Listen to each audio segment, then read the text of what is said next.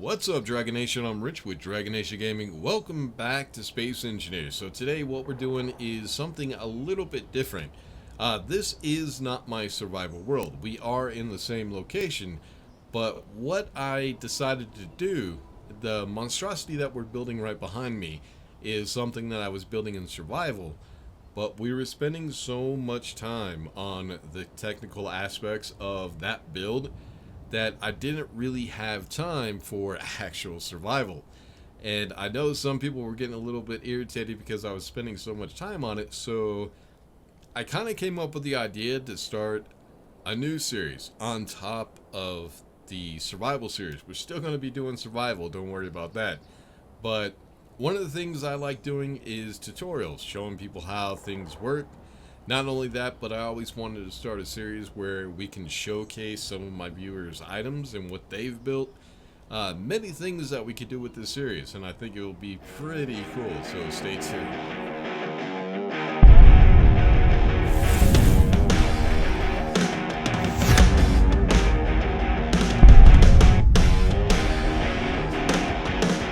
Alright, so as I was saying, this is what we were doing in survival, and this is what kind of inspired me to kind of try to make this series. There was a lot of missed opportunity when it came to the videos that I was doing on this. I wasn't really going into detail about how some of this stuff works, and a lot of questions were coming my way in the comments. So I figured, let's go ahead and do this.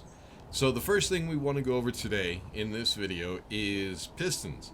Now, pistons are pretty simple, but you could do a whole lot of things with them. So this right here is a vanilla piston. Now, of course, there are mods out there that have different sizes, different looks, a lot of stuff. I suggest you guys go check out the workshop. You can get some really cool stuff for the game in the workshop. But this is a vanilla piston. If we take a look at it real quick, you'll see that fully retracted, it is just slightly longer than 2 blocks. If we go ahead and add some power to it and we fully extend it,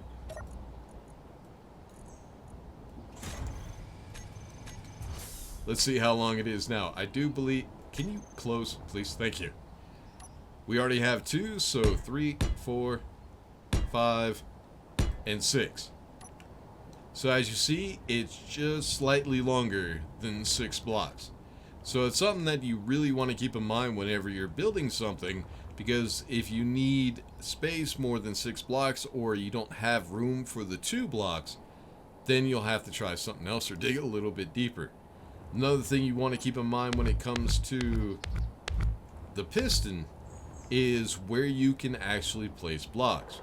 So blocks in this game can only be placed where there is a collision as a full block, which means I could put a block here, I could put a block there, but as you can see, because of that one, let's get rid of it.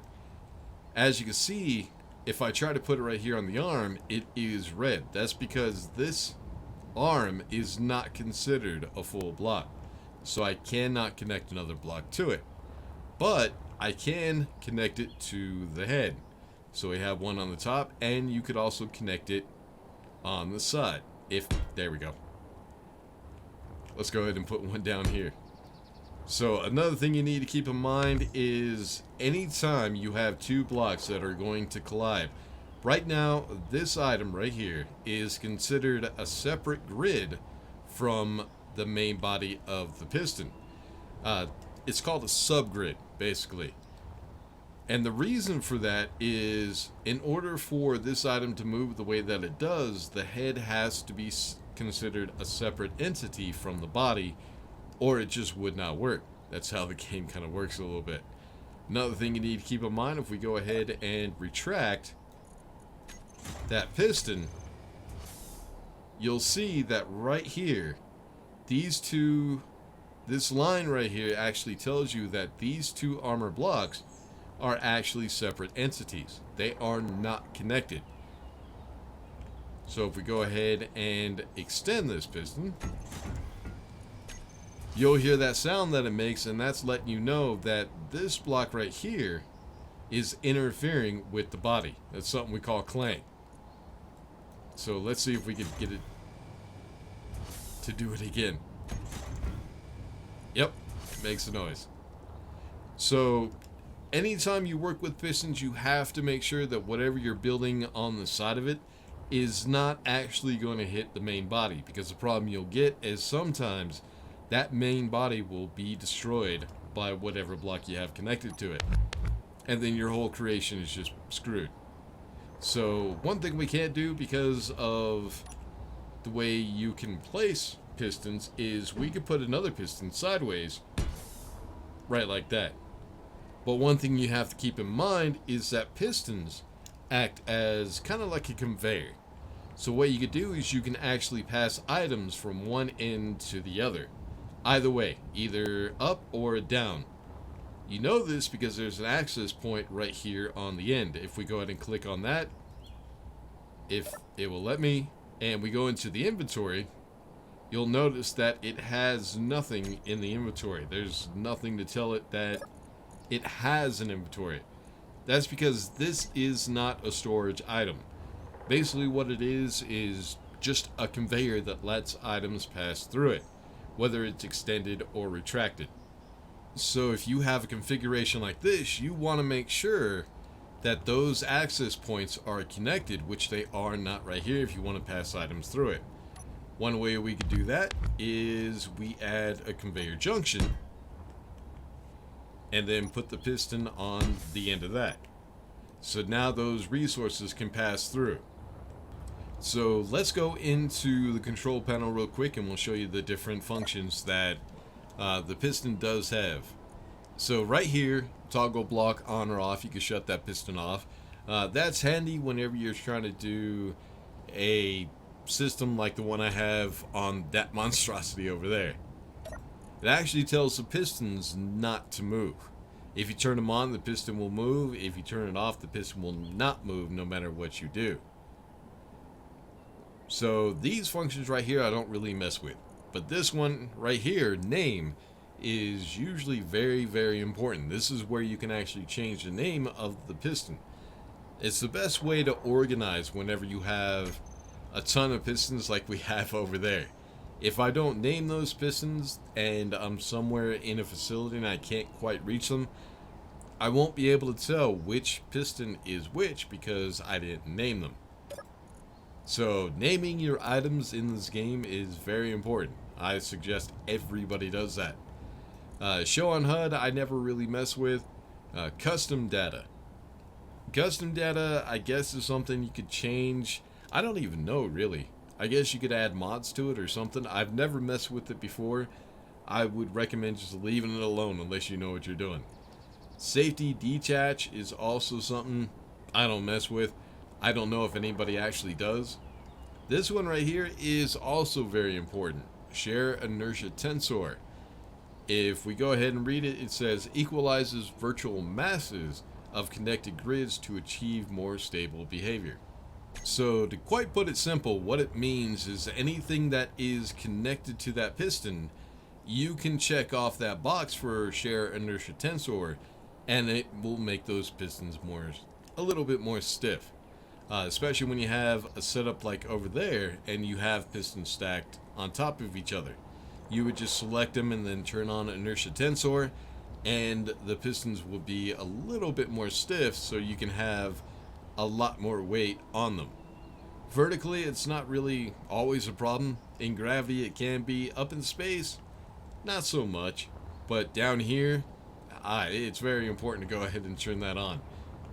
So the next thing we have is velocity. Now, as we saw, the piston that we fully extended was set to 5 meters a second. That is the max speed that a piston can move unless you have a mod. But we're just going over vanilla right now, so we're not going to worry about that. The minimum, if I can find it, is 0.1. Now, well, actually 0 would be the smallest. But another thing you need to keep in mind is whenever you slide this, it's not going to be exactly that number. So right now it says 1.4, but if we go into detailed, we'll see that it's actually 1.354. Now the way you get into this is you hold the left control button and then left click. And this way you can go ahead and put in a little bit more specific speed or distance. So right now we're going to put it at the minimum, which is 0.1. And there we go, 0.1. Now it's exact. And if we go ahead and check that out, we'll reverse that piston. And as you can see, it's moving very, very slowly. And if we go ahead and ramp it all the way up,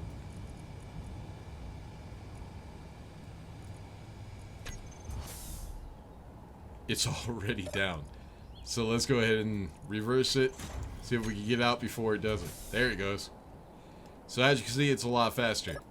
So also another thing that you need to keep in mind is, so right here, let's see, nope, wrong one. Let's go ahead and, yep, we'll put it right there. This is 0. If you put this bar anywhere on the left hand side, that is retracting the piston. Anything on the right hand side is extending the piston. So we go ahead and put it to the minus. As you can see, it retracted. If we put it to the positive,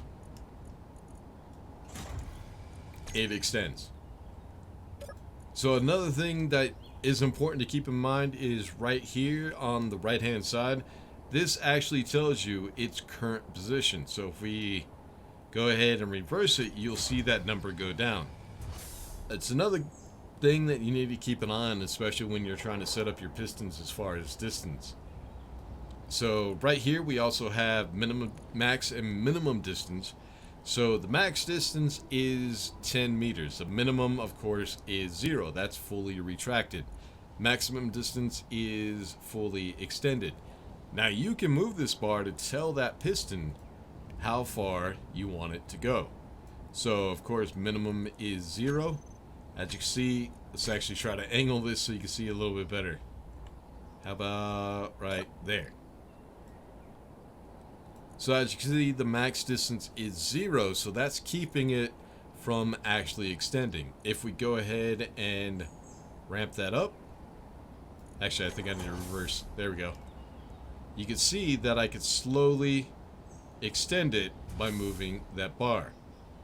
So the other one, let's go ahead and reverse it all the way down, is minimum distance. This tells you the minimum distance whenever it's retracting. So if we go ahead and reverse it, this is all the way down. We'll go ahead and set the minimum distance just for about halfway.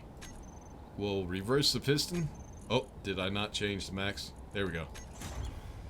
Now we fully extend it. And if we reverse it to its minimum distance, as you can see, because we set that to about halfway, it will only go down halfway. So if we go back into it, come on, go down. We have the max distance, minimum distance we already checked out. Now this one, I recommend not messing with these, because these two right here will actually mess your game up. I have actually set these to the max limit, and I've crashed the game. So I really recommend not messing with these. What these do is it gives the piston a little bit more power. Now I have had to do that before. I can't remember the last time I tried to do it. It was in a live stream. But yeah, it caused the game to crash every single time I use that piston whenever I change these values. So let me actually go ahead and show you what kind of trouble that causes. Alright, so now I remember what it was. I had a welder on the end of a piston trying to weld up chip, but the piston wouldn't move because of the collision mesh. But I changed the value and then it was able to move. So let's go ahead and do this real quick. We'll go ahead and make sure minimum distance is all the way down, max distance all the way up. Now as you can see, I have some blocks right here which are, let's go ahead and put it right here actually, that are blocking that piston. Now it used to be that whenever this happened, that piston would just stop whenever it came into contact. Then they changed it, and I think now this conveyor should be able to break through the blocks. I haven't tried this in a long time, so we'll see. So I can't remember which one it is. I think it's the non-axis. Let's see. We'll turn that sucker all the way up. And, oh, this is going to be... No, it did actually stop. Maybe it's not that one. Hold on. That one? Oh, yeah, it was... Yep. As you can see, it just broke the whole thing. Last time I tried this, which was when they first added it to the game, it just blew the whole thing up. This arm right here just blew up, the piston blew up, and just came off the whole system. So, something you want to keep an eye on, make sure you don't mess with that too much. Alright, so another thing that I want to show you real quick is the other things you could do with a piston. So if we put these blocks just like this, and then we put a piston on that end and a piston on that end, and we try to connect them with blocks, as you can see, there's still a line right here which tells you that these two armor blocks are not connected. Like I said, because of the piston head, these are not considered the same entity, even though they're still on the same blocks.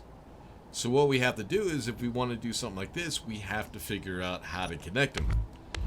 Which is helpful in stuff like this, where I have all these pistons for stability, which help with the when this thing is mining.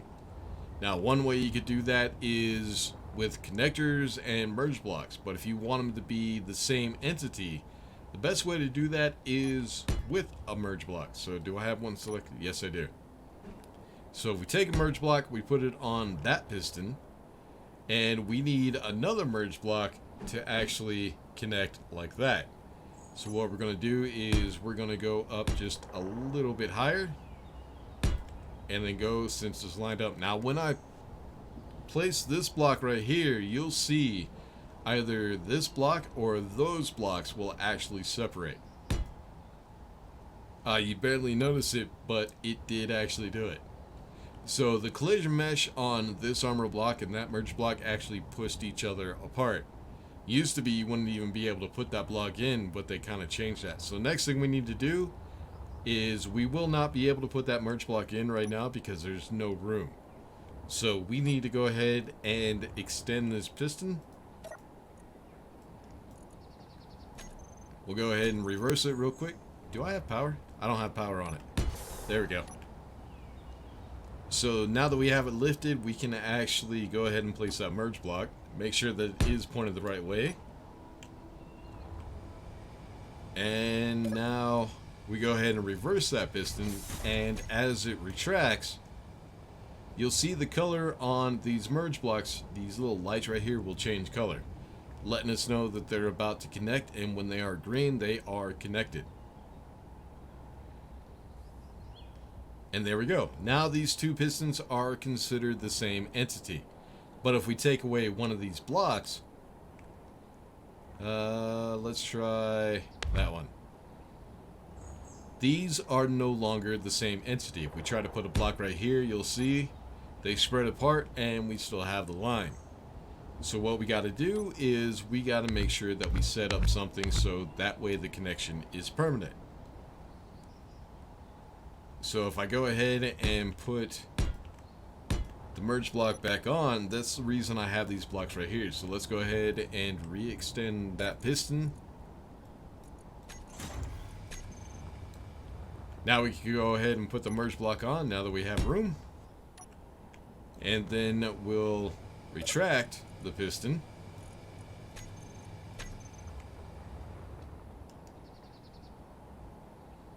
So what we need to do now is we need to make sure this is just temporary. We don't want to actually keep it. So we need to find a more permanent way to connect these. So what we can do is place a block here and place a block there. Now, as you can see, there is no seam. The seams have disappeared, meaning that these blocks and those pistons are permanently connected. So now we can go ahead and get rid of the excess blocks. So one thing you want to keep in mind when you're doing something like this is to make sure that both pistons are moving at the same time. So what we'll do is we'll go ahead and extend that one. Nothing. Let's go ahead and turn up the axis. Now, as you can see, oh, yeah, there it is. So that will create a few problems between the pistons, and as you can see, this one has a little bit of a gap.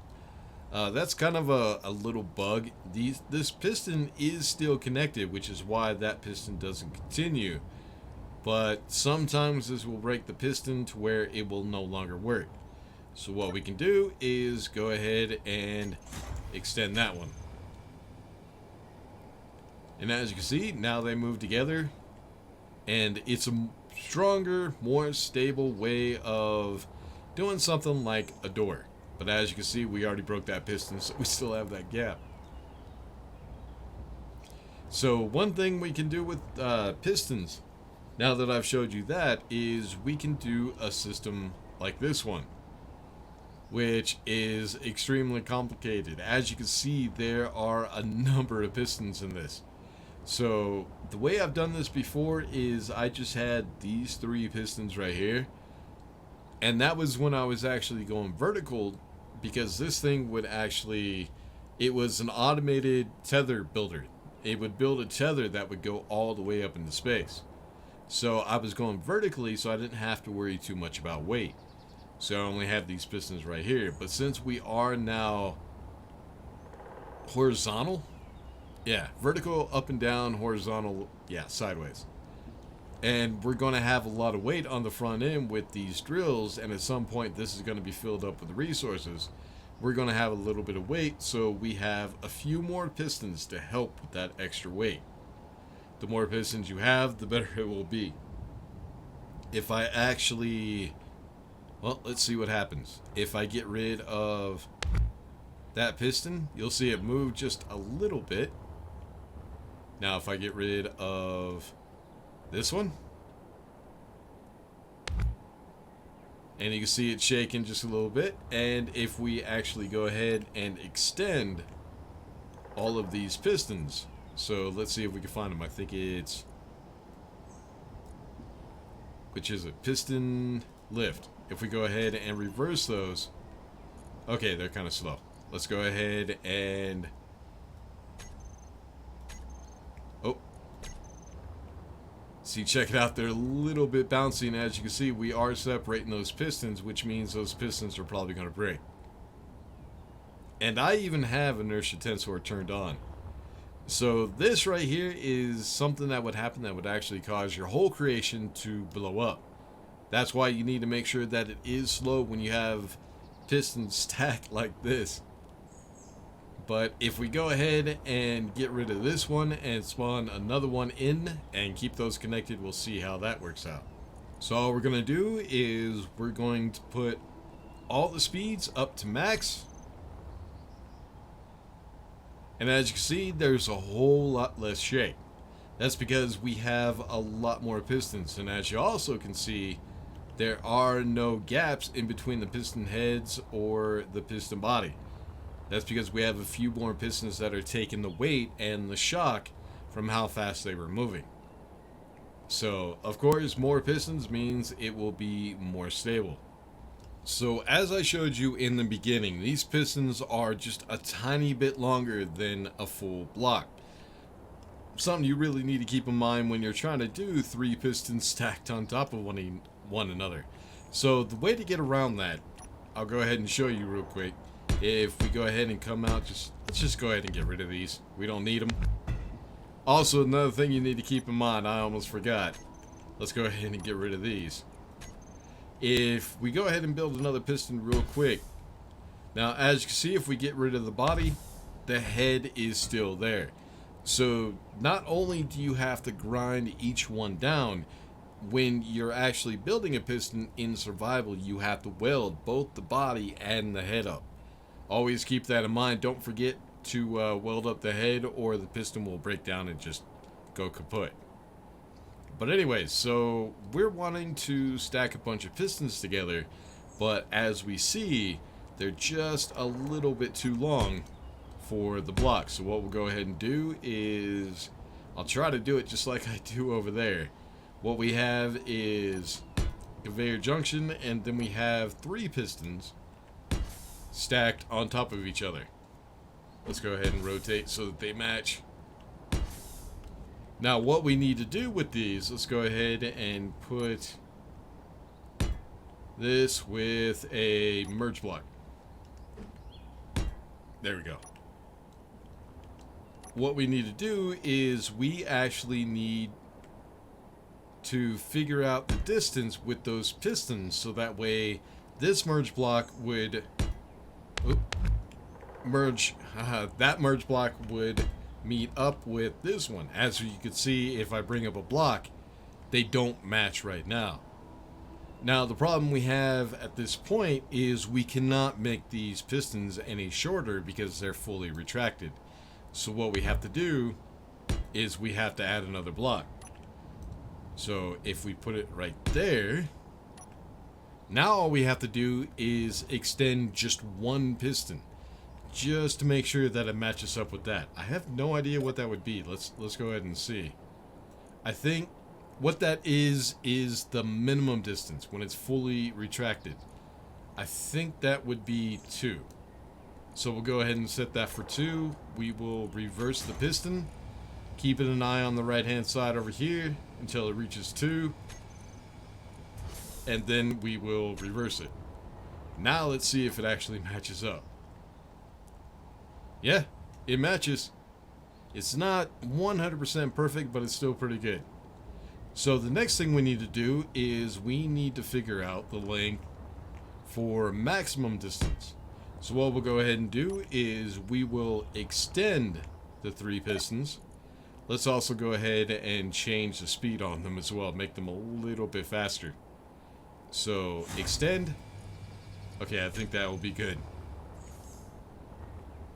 So as you can see right here, once again, the blocks do not match up. So we need a merge block. Let's get rid of these blocks. We need the merge block to match right here. As you know, these pistons are not fully extended, so we cannot extend them anymore to put the merge block right here. So what we have to do is go minus, which would be right there. Let's go ahead and put that merge block right there, so that way it's a little bit easier to tell, a little bit of visual reference. So what we need to do now is on that same piston where we set the minimum distance, we could go ahead and do the maximum distance. Now, I'm not 100% sure, but I think it's 9.5. So let's go ahead and right now it's at 10, so we need to bring it back until it shows 9.5, and then reverse it again until right here where it says 9.5. Let's see if that actually matches up. And it does. So perfect. So the minimum distance is 2 and the maximum distance is 9.5. Really easy way to go ahead and line up your pistons. So let's go ahead and reverse it. And it lines perfectly up. You notice we still have this little bit right here, and if we go ahead and take those pistons and fully extend them,